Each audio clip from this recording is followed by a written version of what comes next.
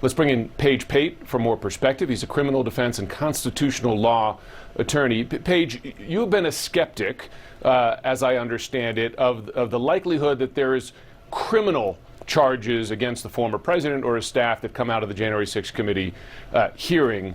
I wonder, when you see both the combination of the case that they've made for Trump having been responsible, as they allege, for the violence that unfolded that day, but what we're going to apparently see tonight, which is inaction, right, to stop it as it was unfolding. Is there no legal liability for that?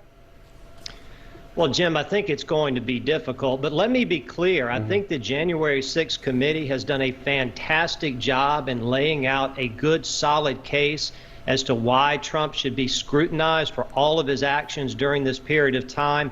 And I think it is certainly possible that the Department of Justice will pick up on some of that evidence and perhaps later prosecute him. I just haven't seen evidence of the Justice Department moving in that direction as a result of these hearings. But what I expect we will hear tonight is that Trump clearly abandoned his responsibilities as president during this critical time. His duty at that point is to make sure there is an orderly transfer of power. He did everything but that. He encouraged his supporters to march on the Capitol. He sat by and watched as the riots were occurring, as people's lives were put into jeopardy, as people were in fact injured and ultimately died as a result of that. That is a gross dereliction of duty. But whether it's a crime, I think, will depend on what the Department of Justice does with the other evidence, what he was telling his people, his close orbit, and how they manipulated this fake set of electors, which I think is why the Fulton County case is perhaps the most important. Yeah. Well, what would make it a crime? And by the way, on the Fulton County criminal investigation, you've got now Rudy Giuliani, who has to testify before this grand jury.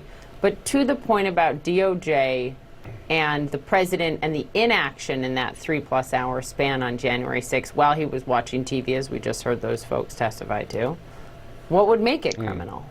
Yeah, Poppy, the inaction is not enough, but I think it does serve as evidence that what he's watching unfold on television as he's sitting there watching it in the dining room or wherever is the culmination of everything he's put into place up to that time to encourage people to come to D.C. It's going to be wild. To having his folks out there perpetuate this false narrative about a stolen election, this is what inevitably is going to happen. There's going to be a riot on the Capitol, and that's exactly what did occur.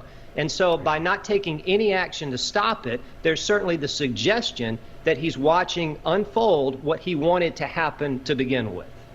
Page Pate, we appreciate your legal expertise. Thanks. We'll see what we see tonight. Well, moments ago...